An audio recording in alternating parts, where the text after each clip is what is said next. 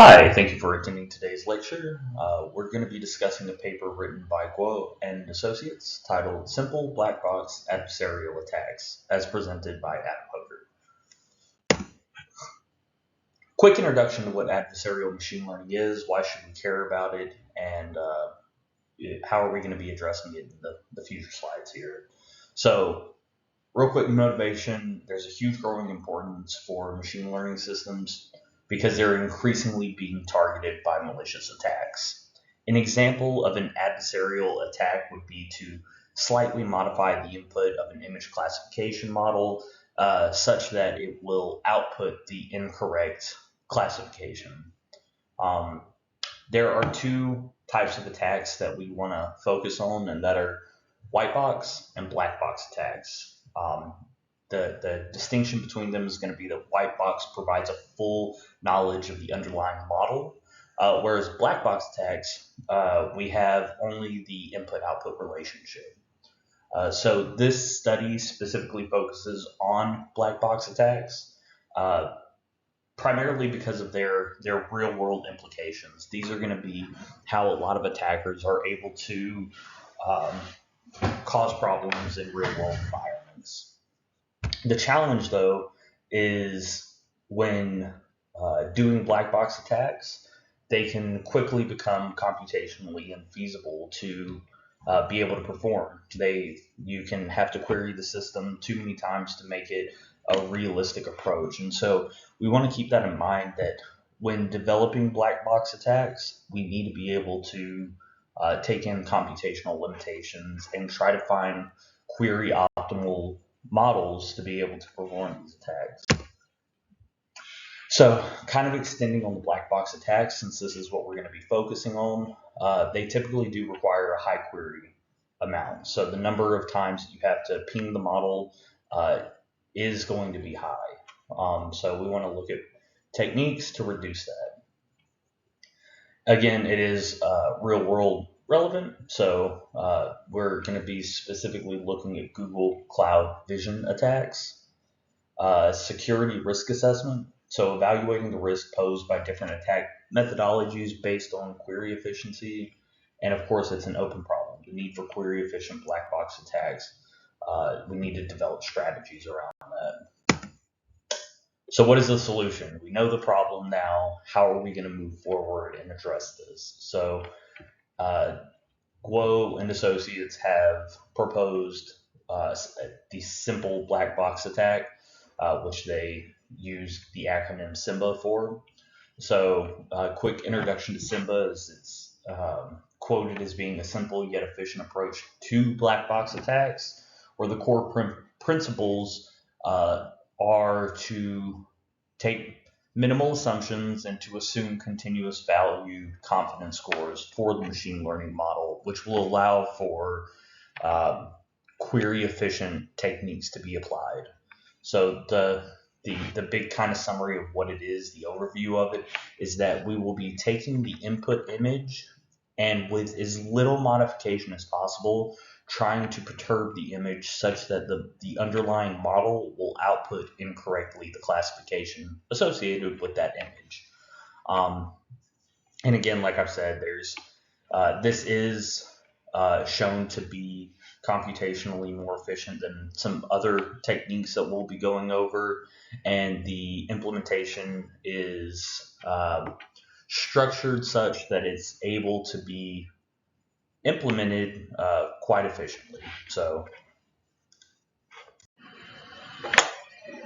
the proposed solution is the Simple Black-box attack, which is titled SIMBA, so the acronym for it is SIMBA.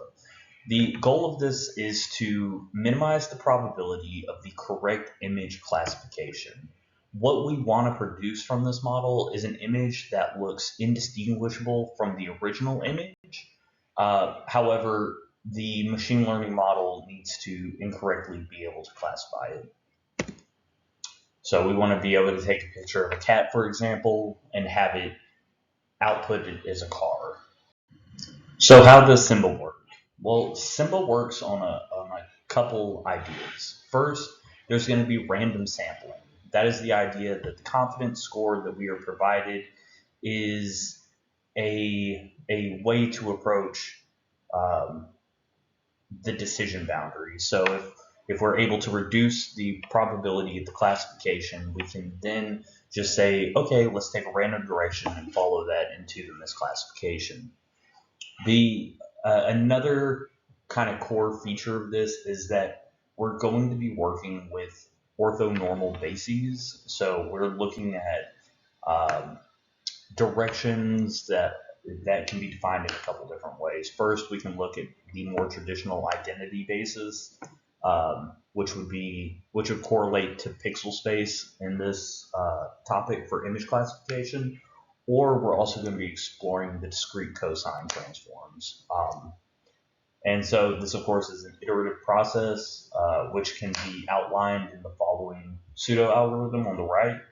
And I want to highlight a couple things here. First, here's our orthonormal bases. It can be any orthonormal basis. However, two are explored in this paper. And then from that, we'll return an image with a slight change to it such that the model ideally is classified wrong. So how do the orthonormal bases have an impact? We're going to look at two. First, pixel space, again, that's the identity, and then the discrete cosine transform bases.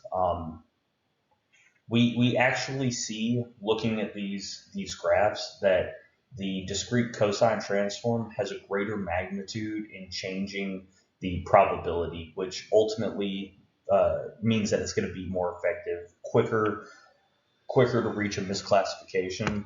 But it's kind of interesting. One of the things we're going to see is that that doesn't necessarily guarantee that it's going to be as successful as regularly as pixel space might be. So the discrete cosine transform could be more computationally efficient, query efficient, but maybe isn't as guaranteed to always misclassify the image as pixel space will. And so let's explore that some. So how are we going to be evaluating these black box attacks in the up and coming experiments that we'll run? There's going to be three main parameters to evaluate success, and that's the actual success rate. How often is it able to have an image misclassified? How many queries were required? And what are the resulting norms that come out to change the image? The way the experiments were run is they were from a randomly sampled 1,000 images from ImageNet that the model was able to accurately classify.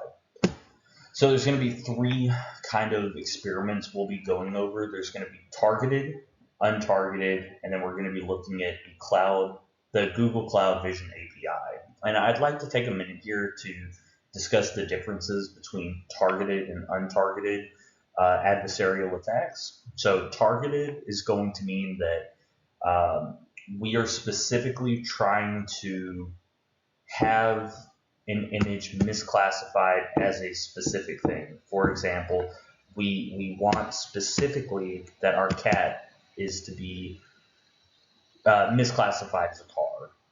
But an untargeted attack would be we want our cat to be misclassified as anything other than a cat. And so we're going to be looking at how these different attack paradigms perform with the Simba model, and then we're going to look at how it works with an actual Google API. So looking at the untargeted versus targeted performance of Simba, we're going to see that they're both right skewed, meaning that they do have a tendency for lower queries, which will become important when we start looking at how other models perform in this use case.